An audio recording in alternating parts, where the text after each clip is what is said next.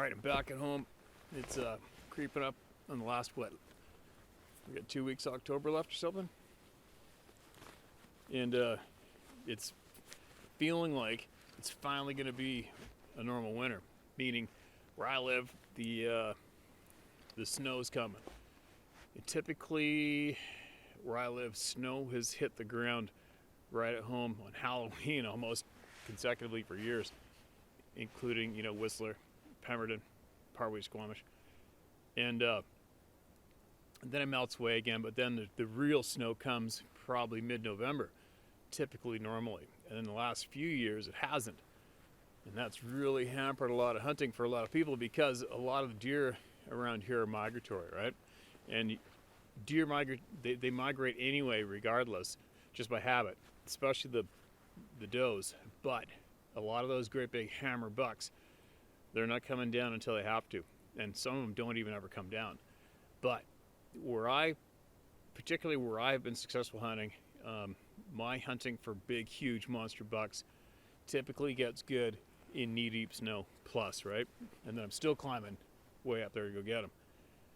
Now, so the update on ZUES. Yes, he is alive. Yes, I do have a photograph of him. Nope, I'm not sharing it yet. I will eventually, but it's not yet.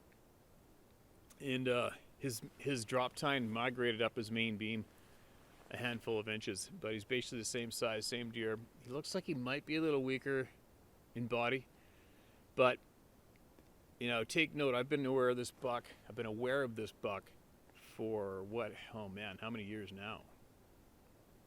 I have to go back by the photographs I have of him, but when I first became aware of him, he was like 115-inch 4x4 brow tines, and I knew right away when I saw him. I knew right away. Finally, that genetic combo, it came up again for this one particular zone. I spent shit piles of time learning, getting to know, and once I realized the right genetics were present on that hill, in that pocket, I made a blatant statement to my friends at home. Like I've never put any black-tailed deer in a record book ever before in my life, but I knew that I would eventually get a crack at getting the largest blacktail ever recorded in British Columbia in modern days in the record book. I knew I found the pocket where that was more than likely going to happen. And since I realized that, I almost did it once with this buck. He's just missing a tine. If he'd had the tine, he was going to be right up there as a contender with the #1 spot for the largest blacktail recorded in British Columbia history. And I would have put him in the book. Better than that, the record book isn't a motivation for him. He never has been. It's just a novelty thing and kind of fun. But and I started hunting that class of deer and hoping that combo is going to come up again. And I think I've had 3 different bucks now over, 15 years that were definitely going to be a contender for that largest blacktail position. And it's just a personal challenge for me. It's just fun for me to find that rare 8-leaf clover of a game animal and pursue it, and hopefully harvest it after it's past its prime, after it's lived its stretch, it's passed on its genetics, avoided all those wolves and cats and bears, and I've watched wolf population explosion take place, carry through, annihilate everything. Totally depressing, especially after you see and watch it come and you notify what you would think was the appropriate authorities, and they don't give a shit, don't do anything about it anyway, but it is what it is. And then amazingly, this one particular buck, ZUES, he made it. He survived all that. And he survived me already too. That one year I finally figured out where, I got very, very lucky, and I found out where he decided to grow his antlers that summer, and which guarantees for me at that time, the knowledge I have, I know that he is going to rut, beginner's rut there too, and I knew without a doubt I was going to get a crack at him. I knew I was. The second I saw him on my trail camera the very first time, I knew I was going to get a chance. I did get my chance and I blew it. But whatever, still to this day, that was probably the most incredible deer hunting season I've ever had in my life, the most fun I've ever had in my life. And I didn't get him, but I still I still had the most incredible time I've ever had deer hunting ever. So I've got all the videos of them to remind me that experience. And bravo for him too, right? And you know what? I did mention along that ride that I felt that he was possibly not quite ready for harvest yet, because what a deer or any game animal does is they grow, they grow, they grow, they grow. They get to max age, they plateau, and I think they stay at max prime, the best they'll ever be. They've got to stay there for at least 2 years, who knows, maybe 3, and then they start to drop. And they lose points in their antler, they get more gnarly and heavier and compact, and they lose the points, and their body typically gets real chunky and massive for that plateau, those plateau years, and then their teeth start to wear down the gums. They start to get all razorback in the spine. They don't recover so easily from the rut, and they slow up and they get unhealthy, and they usually fall to they succumb to a nasty late spring or else predation. So knowing Zeus and knowing his history and watching him, following him on trail camera, and I found one of his sheds, I knew that one incredible year, the year that I hunted him, I knew that was definitely, if not, that was the first of his prime, his absolute best ever. But I could just tell his face was just missing that arched nose. He just didn't quite have that size of a head yet to indicate that he was a senior citizen. He's just not there yet. And I figured he was probably, I would have given him at least 8 years old when I decided to hunt him, and I never got him. And the very last trail camera video I had of him was way high up on the migration trail, this clip right here, and he was going up. And he never came back down. He never went through any other trail cameras. I left them up all winter, and he never went through any of them once.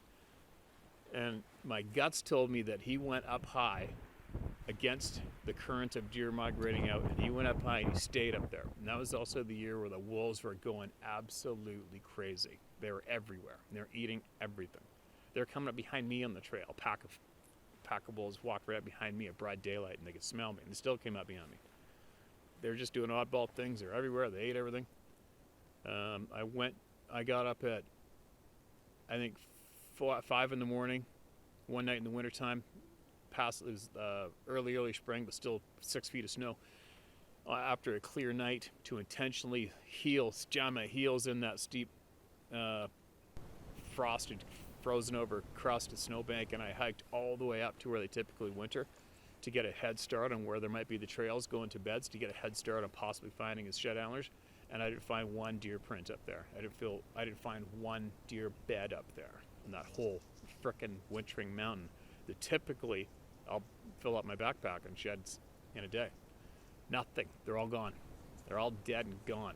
It's really depressing. So then I'm thinking, shit, he's toast. I think they finally got him, because there's just too many wolves. And then the next year came. I never got him on the trail camera in the springtime. Never got any of those deer that were in that bachelor group on trail camera. I think until later on I got 1 or 2. And I climbed that mountain every single day of November and into mid-December, hoping I might get a crack at him. I'd come down, and 2, maybe 3 of the original Rat Pack, I called them, showed up again. The number 2 buck, big 5x3. He's always been a 5x3. He made it. He lived.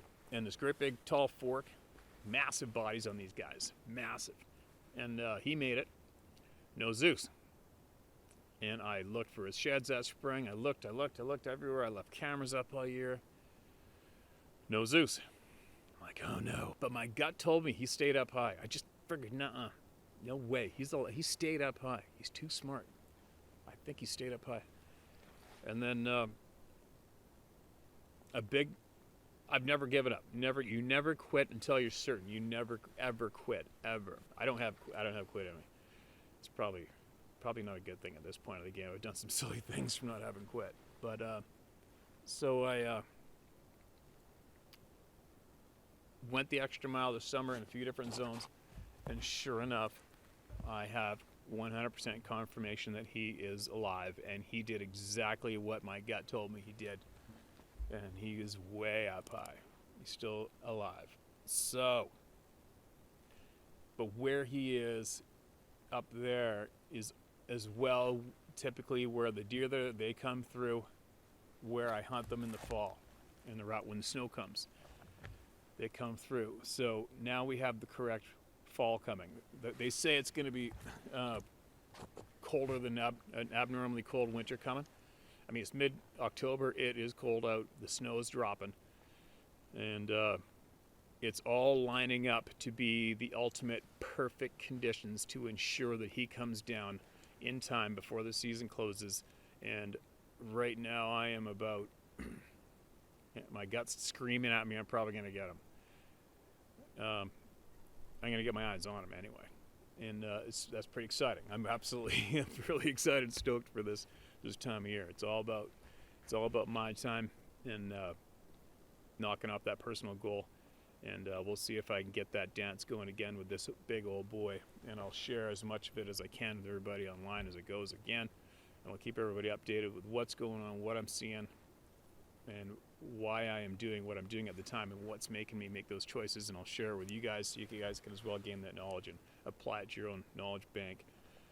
And use it to help yourselves become better and get better in your hunting spots. But anyways, so that's the update on them. What can I add to that? Not much. You know, but take note, you guys, when a lot of you guys ask me, well, how do you know they're going to do this, or why do they do this, or how do you know they're going to do that? The thing about these black-tailed deer, and they're unlike any other game animal in North America that I'm familiar with, is they are 100% unpredictable unless you're feeding them, or unless they're feeding on private property and farm crops, okay? That's the only way a black-tailed deer is going to be predictable, is if you've been conditioning him to eat right there, or you have been feeding a handful of does and keeping them right there for how many seasons in a row, whatever. And that's about the only way you can safely, roughly predict they're probably going to come in. But when they're free-range mountain deer, big timber mountain, big mountain deer like I'm chasing, what these big, huge bucks do in the morning is they wake up, whenever it is, midnight, 1 in the morning, whenever they decide to go do their thing. They wake up, they look around, and they go, I wonder what direction I should go today. That's what they do. Now you take a mountain like these things behind me, fully timbered, you take 10 of those mountains, which he has a choice of going to. You take 50 of those mountains that he has a choice of going to. And then try to predict which one he's going to be on. Predict which part of the mountain he's going to be on. Predict which trail he might use. It's an insane game to play. It's just an insane challenge. The challenge is mind-boggling. It drives me crazy, but I don't know what it is that's attractive about it to me, but I just can't get enough of it. I love it. So when you do choose basically the toughest thing you could ever choose to pull off hunting, and you pull it off, it feels pretty cool. It's a pretty cool thing to do. You know, and that's why I said earlier when I had that season of chasing him around all year, all hunting season, that was the best time I ever had in my life, because my skills were working at their peak. I was peaking out to the max, and it was working. I was doing the right thing. We were just shaving each other daily. I managed to stalk him 1, 2, 3 different times in one season, and that's the most elusive, rare buck you could ever choose to pursue in your lifetime. And I pulled off 3 times in one fall. You know, I got him on trail camera about 50 times. I got some of the best trail camera videos I've ever acquired in my life, which is a memory forever. So stoked to do that. I'm still right now remembering it all, right? So, what am I rambling about? Anyway, there you go. How am I going to start this off? I already know for a fact he's not coming down until, I think the earliest he came down one time when he was about a 140-inch buck. He came down at 2 in the afternoon. He passed by where I expect him to pass by, where I almost know I'm going to get him on this one particular camera. And he came down about 2 in the afternoon, November, I think 11th was the earliest he came. Well, he could have been down a few other times and just missed those cameras, right? I don't know. And I have that antler actually from that year. And after that, yeah, I've had him come down. Typically, it's going to be the last week in November, maybe the first week of December, and he's going to show. But if it absolutely barfs snow and drives all those girls down, he's coming. He's going to come down, and he's going to go back to doing the correct routine where they cross the valley, go to Wintering Hills, circle around, look for the girls, go back up the migration trail, diddle around up there looking for girls, come back down, and they keep doing that. And that's what an old buck I chased after a handful of years did. Brutus, the Godzilla monster 3-point that I never got. And that's exactly what he did, and that's exactly what those savage monster bucks did the year before them, and during the same time as them. So, how am I going to do this? I'm basically going to go, I'll probably go hit that spot every third day, depending on what shows up, who shows up, and how many show up. So, I mean, that year that I hunted him, there was 1 doe and 2 yearlings with her. That was it. That was it. It was so depressing. And sure enough, the moment that I realized during the rut, the moment I found that doe, I'd find him. And sure enough, the very first time I found that doe and the yearlings during the rut, I found him. So anyway, but you could see why he did so much running around. He was running around looking for does everywhere, not finding them. And that was what I was doing. I was running around everywhere looking for does to find him, and I'm not finding the does. So Zeus and I were running around 3 different mountains like a pair of ding-dongs with their heads chopped off, and we were crisscrossing each other, skimming each other by hours on the same trails. So anyway, so all I can do now is hope that the correct snowfall comes, hope that the does that are left come down and simmer out around the level that I need them at, want them at, prefer them at, and they're gonna draw him in, and we're gonna cross our paths again. And I'm gonna harvest him with my bow. And a lot of you people say, throw the bow, get him with your gun, you know. And I said it before. I made a promise. I vowed that I would do this with my bow and arrow, and it's too late. I said that's what I'm going to do, so I have to do it. Something wrong with my head. That's what I do. If I say I'm going to do something, doesn't matter. I'm going to do it. I'm going to do it. If I say I'm going to do something, I'm going to do it, and I'm not going to quit until I do. So I already promised I'd get with my bow. If I do harvest this buck, it's going to be with my bow. Am I going to harvest number 2 buck? I don't know. You know what? I'll tell you what. When you find a black-tailed deer that's pushing 170 inches, high 160 inches, any other deer a little bit less, even though it's phenomenal, just doesn't even, it's not even attractive really to me. And I just filled up the freezer with moose, halibut, and salmon. So I definitely do need a bunch of sausage meat. I can easily utilize more game meat, but I'm gonna see if Zeus is ready to give that up to me first. So there you go. I've made a bit of a celebrity out of this deer over the past few years, and rightfully so for him, deservedly so for him. And it is a fun ride. I can only imagine to watch if you're passionate about this shit as I am. And there you go. A lot of you people out there have asked me, messaged me, and made comments. What about Zeus? Let's give us an update. So here you go. There is the update. Bit of a lengthy one. I'm rambling a bit, but there you go. So what am I going to do now? I have a whole pile of trail cameras that I have to check yet. They've been out there for months. I already know. I checked a few the other day, easy ones to get to. There's a handful of smaller bucks on there I didn't know about. I don't know where they came from. Who knows? But I think I've got 8 or 9 other cameras in real good spots that I haven't checked yet. I got one other new spot where I could see all the signs of a monster buck the last 2 years. And I actually made a big effort this summer to backpack salt and cameras up there. And I left them there, and they've been up there silking for a few months. And I'm going to hike up there as soon as I can in the dark and actually hunt that mountain properly while I'm doing it. And we'll see what comes of that, because I don't know what that buck is. But I do know there is a hammer up there for sure. Hopefully I got him on camera. If he is on there, I'll share him with all you guys. And then after that, I will get all my other cameras together, additional ones, and I'm going to carpet bomb this one mountain with cameras and see what I can get to come up on video. And so there's going to be some people out there going to scream out that's cheating. And get your head out of your ass. If cameras were cheating, that deer would have been dead 500 times. I have him on video over 50 times. Not one of those cameras enabled his death. Okay. So anyway, there's the update for all you guys. And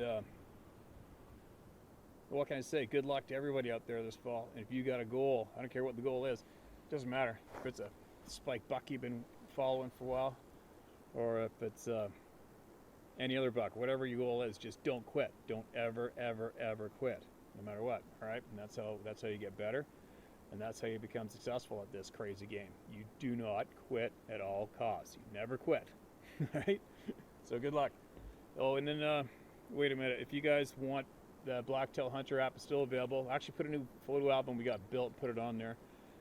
And if you want to submit, you can shoot me some messages with your photographs of your bucks. If you want to have join that photo album on the Blacktail Hunter app, and it's still available. It operates without the internet connection, and there is a shit pile of knowledge in there for you to utilize to assist you in becoming better at blacktail deer hunting. So there you go. Good luck, and I will keep you updated as the fall goes.